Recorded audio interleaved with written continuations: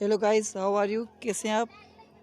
तो चलिए, आज मैं आपके लिए एक और नई वीडियो लेके आया हूँ जिसमें आज हम डिस्कस करने वाले हैं कुछ बहुत ही इम्पोर्टेंट टॉपिक्स के बारे में। आज के हमारे जो टॉपिक्स हैं वो यहाँ पर मैंने नोट कर दिए हैं। आज की इस वीडियो में हम डिस्कस करेंगे इंडिकेटर्स, टाइप्स ऑफ इंडिकेटर्स के बारे में। उसके बाद जो हम डिस्कस करेंगे वो पीएच स्केल के बारे में डिस्कस करेंगे, और उसके बाद हम बात करेंगे ऑक्साइड और जो हमारे डिफरेंट टाइप्स ऑफ ऑक्साइड होते हैं उनके बारे में डिस्कस करेंगे। तो ये जो वीडियो हमारी थोड़ी लंबी होने वाली है। इस वीडियो में हम डिस्कस करेंगे सबसे पहले इंडिकेटर्स के बारे में कि इंडिकेटर्स क्या होते हैं या इंडिकेटर्स को हम किस तरह डिफ़ाइन कर सकते हैं। इससे पहले मैं आपसे रिक्वेस्ट करता हूं कि अगर आप हमारे यूट्यूब चैनल पे नए हैं तो प्लीज़ हमारे channel read and grow with sir Naru को सब्सक्राइब करें, कमेंट करें और लाइक करें ताकि आप हमारी मज़ीद वीडियो जो हैं वो देख सकें और हासिल कर सकें। तो चलिए हम अपनी वीडियो स्टार्ट करते हैं। आज की वीडियो का हमारा जो टॉपिक है वो सबसे पहले जो हम डिस्कस करेंगे वो इंडिकेटर्स के बारे में डिस्कस करेंगे कि इंडिकेटर्स क्या हैं। तो इंडिकेटर्स को हम इस तरह डिफाइन कर सकते हैं कि indicators are substances which show different colours in acidic and alkaline solution. यानी इंडिकेटर्स हमारे वो सब्सटेंसेस होते हैं जो हमें डिफरेंट कलर्स दिखाते हैं एसिडिक और अल्कलाइन सॉल्यूशन में। यानी कि इंडिकेटर्स हमारी वो चीज़ें होती हैं जिसको हम अगर एसिडिक में लगाएंगे और अल्कलाइन में लगाएंगे तो वो हमें डिफरेंट कलर जो है वो शो करेंगे, तो उसे हम क्या कहेंगे? इंडिकेटर्स कहेंगे। तो इंडिकेटर्स की यहाँ पर आप डेफिनेशन नोट कर सकते हैं कि indicator are substances which show different colours in acidic and alkaline solution. उसके बाद हम डिस्कस कर लेते हैं लिटमस के बारे में कि लिटमस क्या है। तो litmus is a common indicator. Litmus एक हमारा कॉमन इंडिकेटर है जिसको हम बहुत ही यूज़ करते हैं। It is red in acidic solution. इसको जब हम एसिडिक सॉल्यूशन में लगाएंगे तो इसका कलर जो होगा वो रेड हो जाएगा solution, and blue in alkaline solution. और इसको जब हम किसी अल्कलाइन या बेस में लगाएंगे तो इसका जो कलर हो जाएगा वो कौन सा हो जाएगा? ब्लू हो जाएगा। तो यहाँ पर देखें, ये हमारे क्या है? एक एसिडिक सॉल्यूशन है। इसमें इसका कलर जो लिटमस पेपर का किस तरह का हो गया है? रेड का। और इसको अगर हम किसी बेस में लगाएंगे तो इसका कलर जो है वो क्या हो जाएगा? ब्लू हो जाएगा। तो लिटमस पेपर क्या है? लिटमस एक हमारा कॉमन इंडिकेटर होता है जिसको हम अगर एसिडिक में लगाएंगे तो उसका कलर जो है वो रेड हो जाएगा, और अगर उसको हम किसी बेस में लगाएंगे तो उसका कलर जो है वो ब्लू हो जाएगा। अदर इम्पोर्टेंट इंडिकेटर्स जो है indicators are shown in the table on the next slide.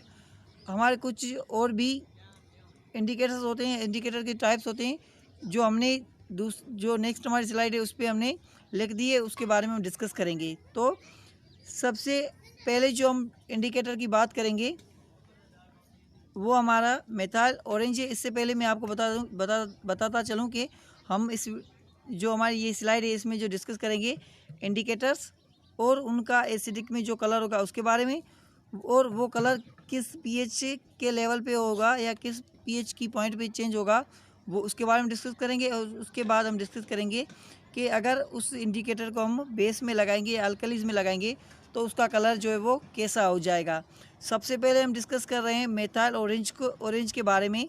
तो मेथाइल ऑरेंज क्या है? ये भी हमारा एक इंडिकेटर है। इसको अगर हम एसिड में लगाएंगे, मेथाइल ऑरेंज को अगर हम किसी एसिड में लगाते हैं तो इसका कलर जो है वो रेड हो जाएगा।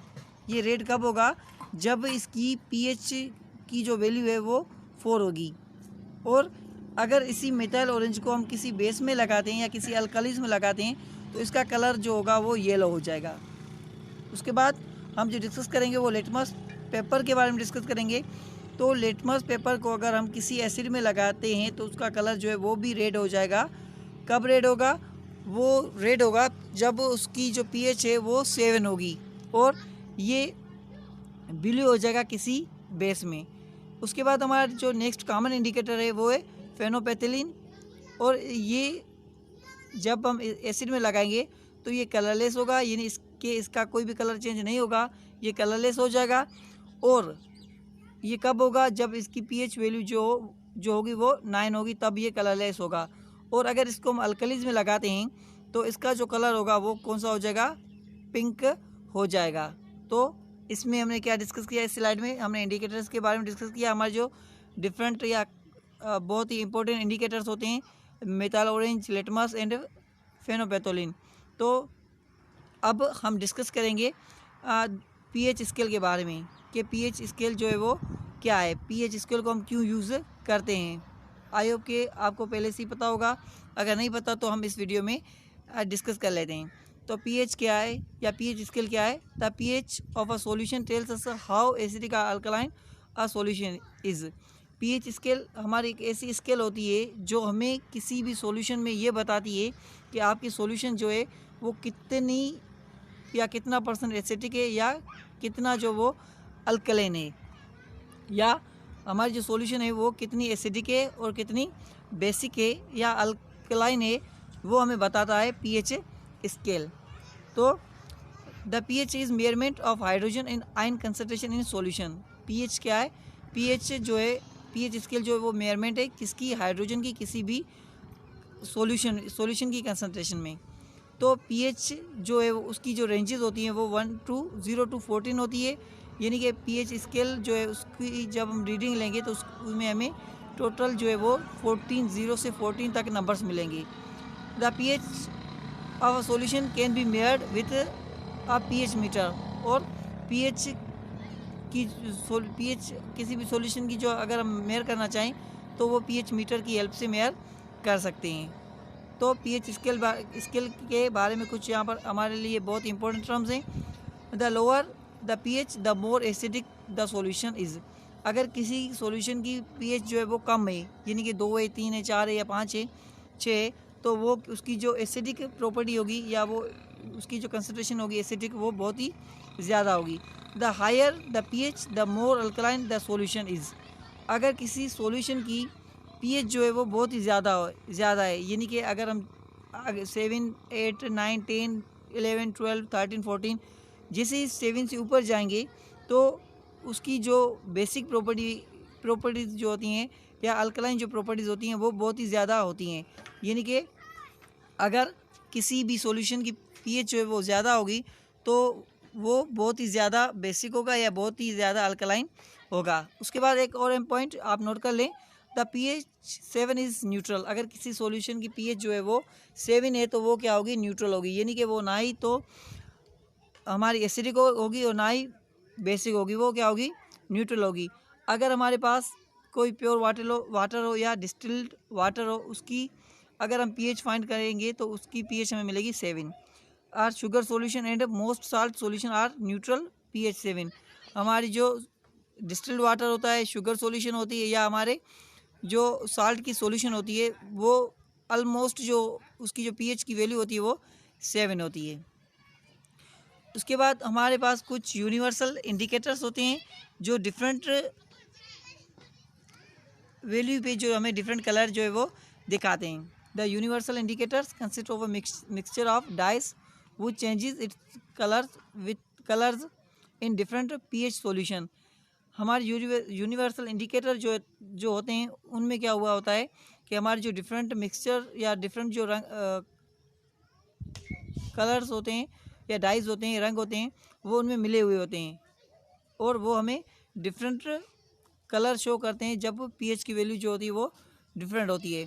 We can use the universal indicator to tell us approximate pH of solution. हम इन्हें यूज़ करते हैं किसी भी सॉल्यूशन की पीएच को डिफाइन करने के लिए। The universal indicator are pH paper changes its colour according to the pH shown in the chart below. और वो अपना कलर जो चेंज करेंगे हमारा जो यहाँ पर चार्ट है उसके मुताबिक। अगर यहाँ पर आप देखें कि 4.0 अगर किसी की पीएच वैल्यू है सॉल्यूशन की तो उसका कलर जो है वो रेड हो जाएगा। इसी तरह आप यहाँ पर जो डिफरेंट कलर्स और उसकी वैल्यूज़ जो देख सकते हैं कि जैसे ही उसका जो पीएच वैल्यू चेंज हो रहा है तो उसका कलर भी क्या हो रहा है, चेंज हो रहा है। तो ये हमारे क्या हो जाएंगे, यूनिवर्सल इंडिकेटर्स हो जाएंगे। उसके बाद हम डिस्कस करेंगे ऑक्साइड और टाइप्स ऑफ ऑक्साइड के बारे में। तो सबसे पहले हम ऑक्साइड को डिस्कस कर लेते हैं कि ऑक्साइड क्या है। तो ऑक्साइड को हम इस तरह डिफाइन कर सकते हैं कि जब ऑक्सीजन किसी भी चीज़ से मिलकर रिएक्शन करे और कोई कंपाउंड बनाता है तो उसे हम क्या कहते हैं, ऑक्साइड कहते हैं। तो यहाँ पर आप डेफिनेशन नोट कर सकते हैं ऑक्साइड की। Elements burn are react with oxygen to form oxide, यानी कि जब कोई भी एलिमेंट रिएक्ट करे या बर्न करे ऑक्सीजन की हेल्प से और कोई कंपाउंड बनाए तो उसे हम क्या कहते हैं, ऑक्साइड कहते हैं, या तब कोई ऑक्साइड बनता है। हमारे पास बेसिक ऑक्साइड जो होते हैं वो 4 होते हैं। There are 4 types of oxide. Acidic oxide होते हैं, बेसिक ऑक्साइड होते हैं, एम्फोटेरिक ऑक्साइड होते हैं, और उसके बाद जो लास्ट है वो न्यूट्रल ऑक्साइड्स होते हैं। तो सबसे पहले हम एसिडिक ऑक्साइड के बारे में डिस्कस कर लेते हैं कि एसिडिक ऑक्साइड क्या होते हैं। An acidic oxide is an oxide of non metal. Acidic oxide जो होते हैं वो नॉन मेटल की हेल्प से बनते हैं, यानी कि जब ऑक्सीजन जो रिएक्ट करे किसी नॉन मेटल से रिएक्ट करे या रिएक्शन करेगी तो हमें जो कंपाउंड मिलेगा वो क्या कौन सा मिलेगा, एसिडिक ऑक्साइड मिलेगा। It dissolve in water form an acidic acid, वो क्या करेगा, वाटर में डिजोल्व होकर एसिड बनाएगा। Acidic oxide react with alkalies to form salt, और एसिडिक ऑक्साइड जो हैं वो अल्कलीज से रिएक्शन करके साल्ट बनाएंगे। तो एसिडिक ऑक्साइड हमारे कौन से हैं, एसिडिक ऑक्साइड हमारे वो है जब वो ऑक्सीजन किसी नॉन मेटल से रिएक्ट करे तो हमें क्या मिलेगा, कोई एसिडिक ऑक्साइड मिल जाएगा, और एसिडिक ऑक्साइड जो है वो अल्कलीज से रिएक्ट करके साल्ट बनाएंगे। उसके बाद सेकंड जो हमारा टाइप है वो है बेसिक ऑक्साइड। तो बेसिक ऑक्साइड क्या है, is an oxide of metal. Basic oxide हमारे जो है वो मेटल के ऑक्साइड होते हैं, यानी कि जब ऑक्सीजन किसी मेटल से रिएक्ट करेगी तो हमें बेसिक ऑक्साइड मिलेगी। If soluble it will dissolve in water, और अगर उसको हम वाटर में डिजोल्व करेंगे टू फॉर्म अल्कली तो हमें उसमें से क्या मिलेगी, अल्कली या बेस मिलेगी। Basic oxide react with acid to form salt, और बेसिक ऑक्साइड जो है वो एसिड से रिएक्शन करके साल्ट बनाते हैं। उसके बाद हमारे जो थर्ड टाइप है वो है एम्फोटेरिक ऑक्साइड। तो एम्फोटेरिक ऑक्साइड हमारे क्या कौन से होते हैं, amphoteric oxide is an oxide.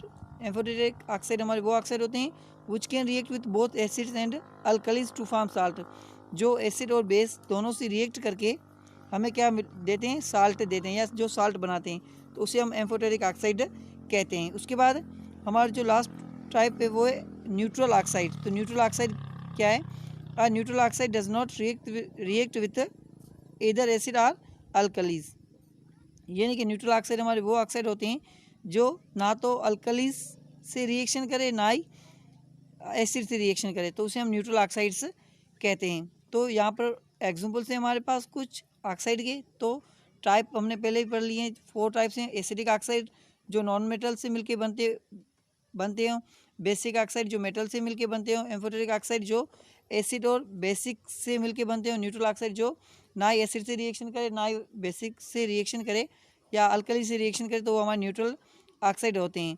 यहाँ पर आप देखें कार्बन हमारा क्या एक नॉन मेटल है, इससे रिएक्शन कौन कर रहा है, ऑक्सीजन, तो ये हमारा कैसा ऑक्साइड हो जाएगा, एसिडिक ऑक्साइड हो जाएगा। इसी तरह बेसिक ऑक्साइड आप चेक करें, हमने कहा कि जब ऑक्सीजन किसी मेटल से रिएक्शन करे तो यहाँ पर जो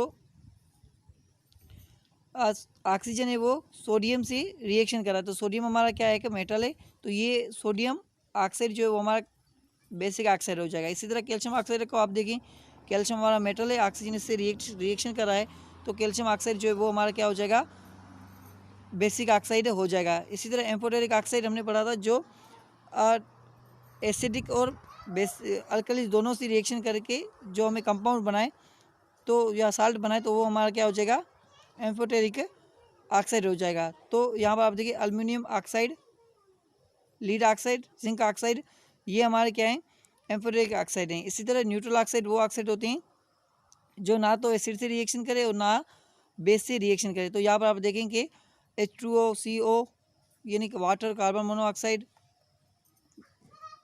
और ये जो है हमारे वो क्या है, न्यूट्रल ऑक्साइड होते हैं। Thank you very much for watching this video. If you like this video then please subscribe our YouTube channel read and grow with sir Naru and share this video to other also. Thank you very much.